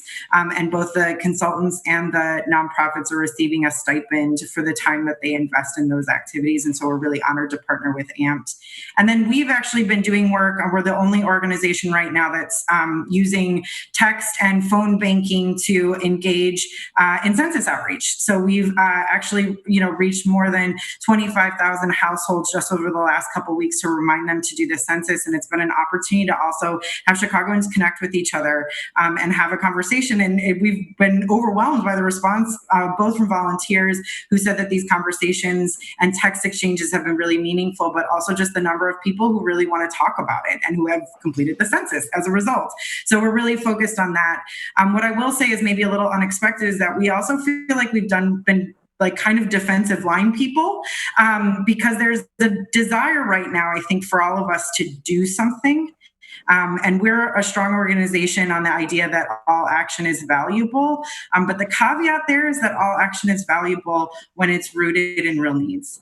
And we are struggling right now with a flurry of activity that this may be controversial, but is rooted more in our desire to feel a sense of control and agency than it is in actually helping. And we have had to do some blocking and tackling around this idea of doing things right now or starting things, to Pastor Harris's point, lots of new apps, lots of new ways of being, but that aren't necessarily going slow enough to know if the ways that we're doing those things are actually helping or if they're harming and reducing capacity on the ground. So we're really trying to also help folks think through how to be helpful right now, acknowledging that our first impulse may not actually be what's needed if we haven't done the work to listen. No, how would you like to address how SAGE and the foundation has been operating and serving and supporting? Absolutely. So the first thing that we did is we made our funds unrestricted. So normally we fund very particular programs on empowerment of women and children. We made it unrestricted so those organizations can use the money as they see fit. The other thing that we did is we increased our funding. We usually contribute a certain percentage of what's in our donor advised fund each year, but because of circumstances, we made sure to increase that funding to the organizations. And I think also what's important is we actually took care of our team members, and we made sure that there was no impact to them. And so therefore they could continue to function as they currently do, with no layoffs, as well as no salary cuts, and so on and so forth.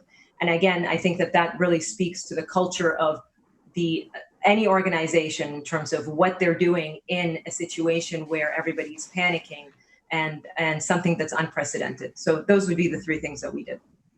Okay, thanks. Tanisha? Sure. In thinking about, Westside United's response, we've had some conversations at the office and really talking about how Westside United was kind of designed to tackle these kinds of issues that we're struggling with right now.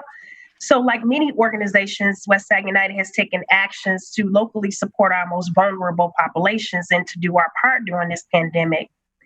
The work of the newly formed Racial Equity Rapid Response Team, stood up by our Mayor, Lori Lightfoot, it really is central to Westside United's mission, which identifies structural racism and historical disinvestment in Black and Brown communities as pillars of disparity and inequity. Westside United is committed to working to decrease the current COVID-19 mortality and infection disparity gaps in Black and Brown communities.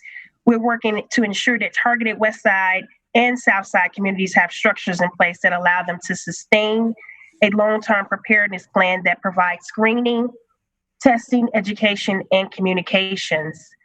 Westside United response has been focused on building the hyper-local capacity of community-based organizations and residents to arm themselves with the tools and resources needed to stay informed and healthy. So that's been our response. We've been knee-deep in this racial equity rapid response team and lifting that up and actually getting things on the ground done to support our community-based organizations. Great, thank you. We're going to move to our audience questions in just a couple of minutes, but I wanted to take maybe two more from the questions that we had shared with you all beforehand. The first one is, how are you all measuring your impact in the community? And Tanisha, would you like to start us there? Sure. So there are multiple ways that we measure impact. We're really fortunate because we have this great data director that really manages all of the data for us. But a big part of it is that every year we do this convening on March 5th, where we report out on the things that we said we wanted to accomplish over the year span. And a big part of that is really collecting data from the community and the community telling us what they need. So we do a whole lot of things around doing surveys and really communicating with the community. But we also track our programmatic data, and we also track our place-based strategies and how we're implementing things and how much touches and ways of which we are really having an impact on communities, whether it's through our education work and our career pathways, or whether it's through our investment in small businesses and how we're investing in them and how well our small businesses are doing on the ground. We also have a huge procurement component to Westside United that's not really outwardly facing, it's mostly inwardly facing, because it's a big part of what our hospitals do through their hiring processes, and also ensuring that we are hiring local folks and dealing with local vendors. And so we do a whole lot of tracking around what that means and how many dollars are staying in our community to keep our community strong. And so the pillar of the work that we do is always based upon data. We always start there. We always use it to tell our stories and to really tell the story about how well we're impacting the community and implementing our strategies. Thank you. I love the feedback from community members. That's something that we do at Lyft as well, and really understanding your impact and marrying that with the feedback you get from the people who are, getting the end result of your work, I think is just tremendous. Noha, would you like to share a little? Sure. Mine is fairly brief. We look at what the organization that we funded has been able to accomplish. Were they able to fulfill their goals? Did they meet the metrics that they originally set out to be? Did they have a strategic plan in place, and were they able to meet that? And we also try to look for ways where we can help them create new sources of funding as well. So we also provide them with opportunities for them, other than monetary support. What can we do within our network, whether it's connecting them with different individuals or different businesses that can support them? So we look for very tangible things like that when we are working with an organization. But at the end of the day, it's the success of the organization that we're tracking, and whatever we can do to support them. Great. Ella? So we have an impact story that we often use to center our work, and that's ultimately that we're engaging volunteers and community members across lines of difference, and that connection is one of the things that we look at. Have you been in fact connected to people who are different from you? And we actually don't define how that's different, but just that they're different. And out of that, then we want to look at whether or not we have effectively cultivated greater empathy. So ultimately, we think empathy, an increase in empathy is what we need to actually help us deconstruct our biases and assumptions. So we actually look at whether or not you have changed your perspective, or at least can see things from someone else's perspective and someone else's lived experience. We ask a bunch of questions about that. And then we also ask a lot of questions about whether or not folks have diversified their civic engagement or their civic action. So beyond volunteerism, because we're not asking people to stop volunteering, but as you get deeper on the issues, our hope is that you actually think about other ways that you can impact the issues you're passionate about. And so we want to know, have you gone from volunteerism to philanthropy, as Noah has talked about? Have you moved from philanthropy to using your voice and advocating for changes that we need in policy and practice across our city? Have you solved problems together with your neighbors? Are you actually engaging in collective action? And are you participating in our democracy? And so ultimately, we look at those 5 areas of action because we want to know if, with greater empathy and connection across our lines of difference, if folks are acting in new and different ways. Because we believe that when that happens at scale, when we get Chicagoans mobilized in those 5 areas, we're going to have a more vibrant city and we will have greater equity because that action will be rooted in empathy and relationship with people whose lived experiences are different from ours. So ultimately, we're tracking those metrics, both across our volunteer base, but with our corporate partners. So looking at the ways they're diversifying their action in community, and also looking at our community partners and really asking them critically, like, are you reaping the benefits of that diversified action? Do you have greater donations from volunteers? Do you have people advocating on your causes? Are people joining your board, right? Are people becoming leaders within your work and really amplifying the work you're doing? So we are assessing that among multiple domains of our work, but all consistently along that impact story that we believe is our role in advancing greater equity in our city. Great. I want to move to audience questions. Looks like we'll just have time for maybe 1 or 2. Wanted to say, so first question is from an anonymous audience member. It says, Chicago has experienced different regimes of leadership over the decades. Are you encouraged by the current leadership in the city, not just the mayor, but the leadership overall, and just the direction that the city and its institutions are moving in terms of supporting low-income communities? Should I call someone as everyone? Is that a little too loaded for most folks? Tanisha, you want to take it?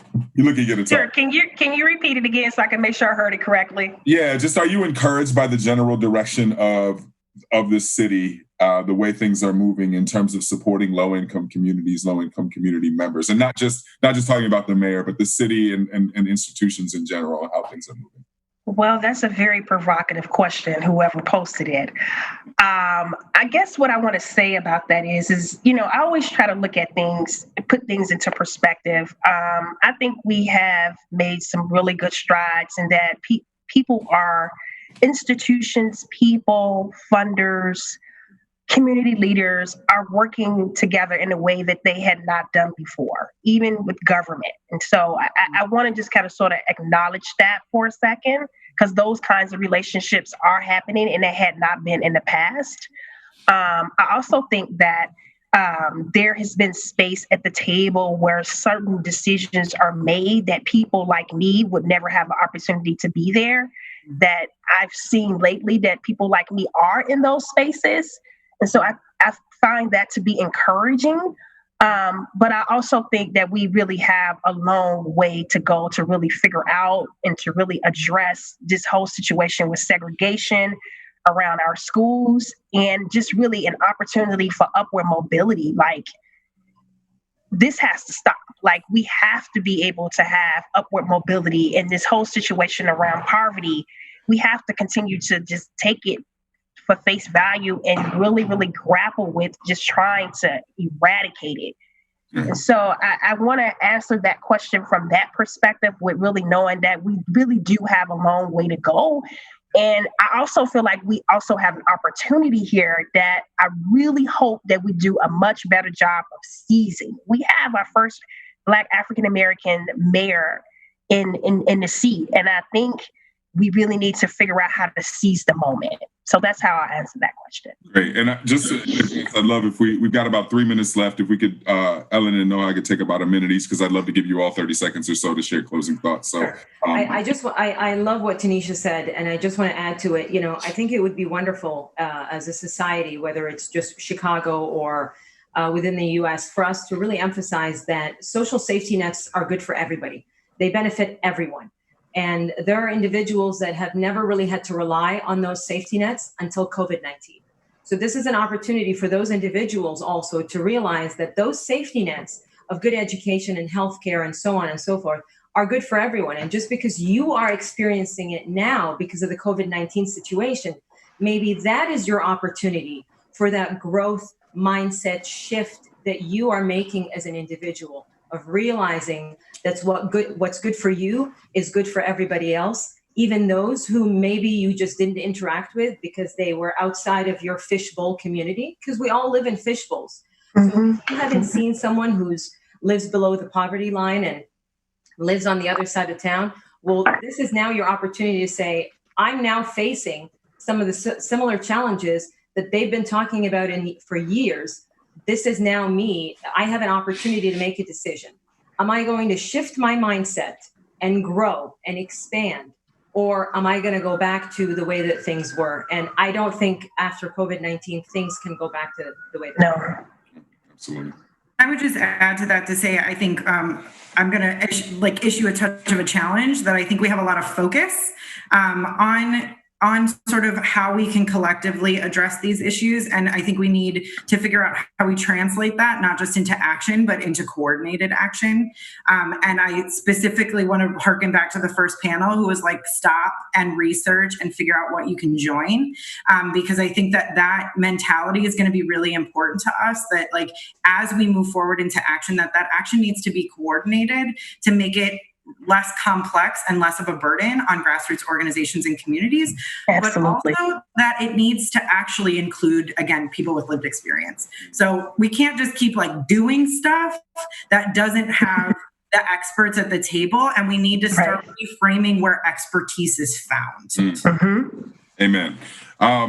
Thank you all. I'd love to just give everyone 30 seconds or so to share just any sort of final thoughts on takeaways you'd like folks to have from the discussion we've had today, either part of it. Maybe Noha, would you like to kick us off? Sure, I would love to. I always like to end with solutions and action items. So if you're watching this, number one, go find yourself a mentor. A lot of people in the corporate world would love to be your mentor. Connect with someone so that they're able to give you that advice. When I came out of high school, I wish somebody could have sat me down who was a successful business person and said to me, here's the guidebook for how you can be successful. So get that, because people will be willing to do that for you. And number two, have a growth and expansive mindset. Make that shift. This is a pivotal moment in, I think, all of our lives. So rise up to the occasion and ask for the things that you want. Don't expect for people to just hand them to you or be able to read your mind. Ellen? I think I would just say that I hope maybe the theme of what I've suggested is like, don't go it alone. And no one has to. Ultimately, Chicago Cares is a position to be a partner as folks think about how to shift corporate social responsibility strategies now and in the future. So we want to partner with people who are grappling with this and really think about it together and think about it again with community members and community organizations at the table. So feel free to reach out to me. This is what we do, is help people navigate the complexity of all of this and to help corporations navigate the complexity of this in their corporate social responsibility portfolios. Great, thank you. And Tanisha, if you'd like to close us out. Sure. What I want to say is that this pandemic has amplified that we really do have something in common. And we are all connected. It doesn't matter if you're rich or poor, black or white. We are all quarantined equally. Well, I wouldn't say equally, but we're all quarantined. And we all have to stay at home and we all have to wear our mask. And so that's universal. And that's what keeps us connected as humans. So I'd like to end it there. Thank you so much. Thank you, Noha, Tanisha, and Ellen. Thank you all for your time this afternoon. Thank you for all of the work that you do to leverage your institutions, the institutions you work with, to create change for our communities. So I'd just like to ask everyone to virtually give it up for this group. Thank you so much. Thank you. Thanks. Thank you. Yes. And then today, we have the privilege of being joined by Ari Afsar, who's an artist, an activist, a co-founder of Until We Do It, a composer of Jeannette, and a former Hamilton star who will share a song with us. But before we get to that, I'd like to introduce her partner, Kene, who will share some information about their organization, Until We Do It. Thank you so much, Sol. My name is Kene Analifo, and I'm one of the founders of an organization called Until We Do It, which, as Sol mentioned, I started along with the performer who's about to grace the virtual stage next, Ariana Afsar.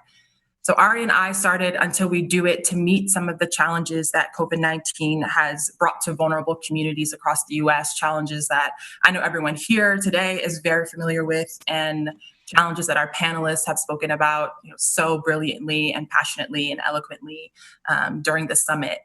Our first initiative is to distribute 50 million masks to the populations that are most at risk for COVID-19. I'm sure all of you have seen the data that has come out in the last month that shows how COVID is disproportionately infecting and killing communities that were already living on the brink pre-pandemic. So that's working families, that's Black and Brown communities, that's Native American tribes living on reservations, the homeless, the elderly, and those who are living in the most rural parts of our country. And one of the most simple and straightforward ways that we can all fight back is to wear a cloth mask, which recent studies show can reduce disease transmission by 75%. And so that's why our focus at Until We Do It is to get 50 million masks directly into the communities that are most at risk to help slow the spread of COVID-19. So last month, we were actually really grateful to partner with Uplift Chicago to pilot our mass distribution program. And this week, we're officially launching the initiative, expanding our partnerships, and looking to partner with other really great local organizations that are doing essential response work to fight back to this pandemic and serving their community. So if that's you or a great organization that you know of, please visit untilwedoit.org to learn more about our mission and see how we can hopefully work together to help slow the spread of COVID-19. So I want to say thank you again to Lyft and to Soul for having us here today, for making space for these conversations. And with that, I'll pass it off to our special performer, Ari. Great, thank you. Please welcome artist, activist, co-founder of Until We Do It, composer of Jeannette, and former Hamilton star, Ariana Afsar. Hello, it's Ari Afsar. I'm so excited to be here for this virtual gathering to support and endorse all of the work that Lyft Communities is doing. About 6 weeks ago, with 3 other women, started a nonprofit called Until We Do It, and we are so honored and privileged to be able to work with Lyft to provide them cloth masks, cloth PPE to be able to serve their communities. So it's been a privilege to work with them over the last couple weeks, and I'm excited to be here with you and share a song. So the city of Chicago means so much to me. 4 years ago, I originated the Chicago production of Hamilton as Eliza, and forever and always, Chicago will hold an extremely special place in my heart. So to be able to perform for the city of Chicago, to serve the city of Chicago, I'm so glad to be able to blend these two worlds together and be with you here and now. So the song that I'm going to be singing, it's called We Won't Sleep. I am now composing a musical based off of Jeannette Rankin, who was the first woman elected into Congress 4 years before the ratification of the 19th Amendment. And through trials and tribulations, through boxes that people put us in, it sometimes seems really, really difficult to continue to do the work and continue to fight for a new reality and a new dream. And this song is called We Won't Sleep because we have to keep leaning on each other and we have to continue the fight.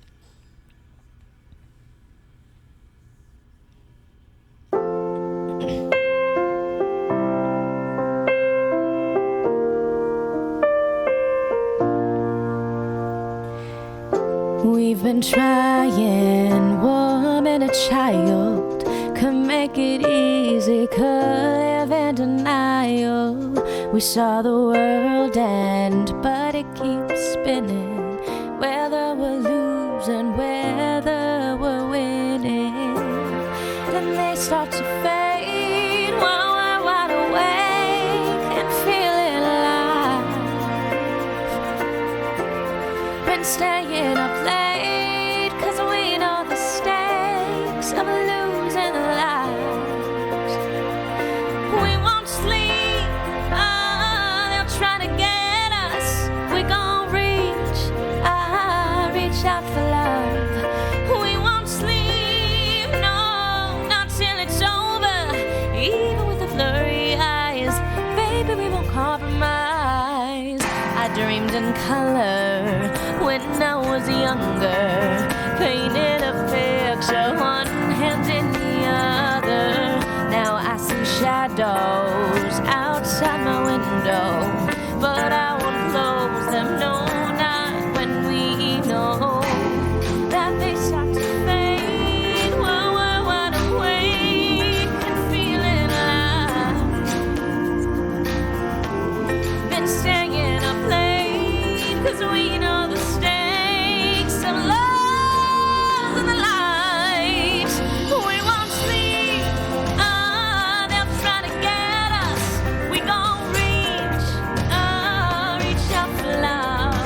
We won't sleep, no, not till it's over. Even with the blurry eyes, baby, we won't compromise. Talking for the pride, say we got no time, and the building's gonna rise. It's not too late to realize we can be the first and not be fooled by words. You gotta learn how to wake up and change the world. We won't sleep, they'll try to get us. We gon' reach out for love. We won't sleep, no, not till it's over. Even with the blurry eyes, baby, we'll compromise.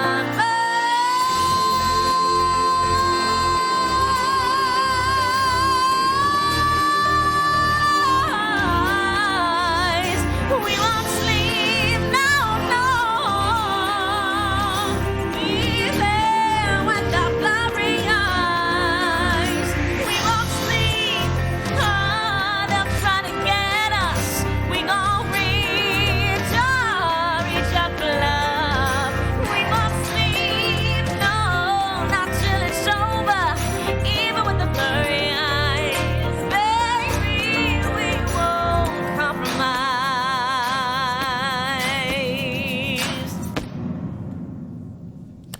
Thank you.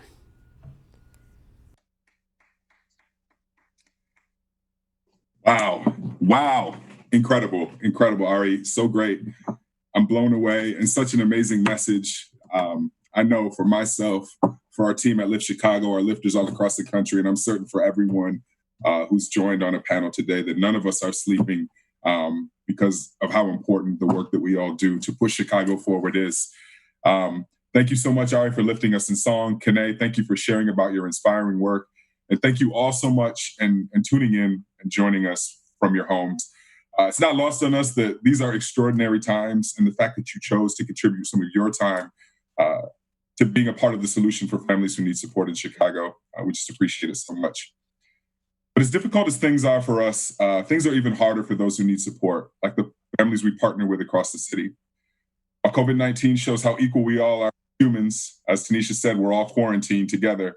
It does expose how inequitable life is in America and around the globe. And that's why Lift exists, to create a world in which everyone has the hope, the resources, and the love they need to survive, and to do more than to just survive, to thrive. It's our hope today that you all took away not only new and innovative solutions to alleviating poverty and violence that can strengthen our community, but you also took away a little bit of what love believes that people and communities need to make it through what we call shaky ground moments: hope, money, and love. We all need hope for good health and well-being in our communities. As Priya said, injustice exists where hope does not exist, as she quoted. We all need money and investments in individuals and communities, just like we talked about on the second panel this afternoon, talking about how real investment can drive change from not just from community members, but also from large institutions from our community. We also all need love, which is a network of support around us. And that means working together, nonprofits, businesses, community members, all bringing the best of themselves to the table. These are the solutions that will strengthen Chicago, and they rely on all of us working together and challenging each other. So my ask of you today is that we all think about how we can all go on the journey to a strong and equitable Chicago together. We'd love to partner with any of you who want to lift their community with us and bring hope, money, and love to all Chicagoans who need it. If you'd like to work with us on that effort, please reach out to us at chicago@whywelift.org. For any others, that may mean making a gift to support our work. To do that, just go to whywelift.org, select Chicago from the drop-down menu, make a gift that's meaningful to you. And if you want to just get to know us a little better, please visit us. Please visit us at whyWelift.org. I'd like to thank our advocate sponsor, the Chicago Blackhawks Foundation, as well as our ally sponsors, Sage Private Wealth Group Foundation, Bank of America, Rush University Medical, and Miller Cooper and Company. Special thanks also to Capital One for their support. Without you, none of this could have been possible. I want to thank all of our panelists, keynote speaker, Jamal Cole. And I also want to thank all of you for joining us. Thank you everyone for your time, for your questions. Our work at Lyft is human-centered, and that means that we believe that the people in our communities have the power to change the world around them. Thank you for bringing your power to the Disrupt Poverty Summit today.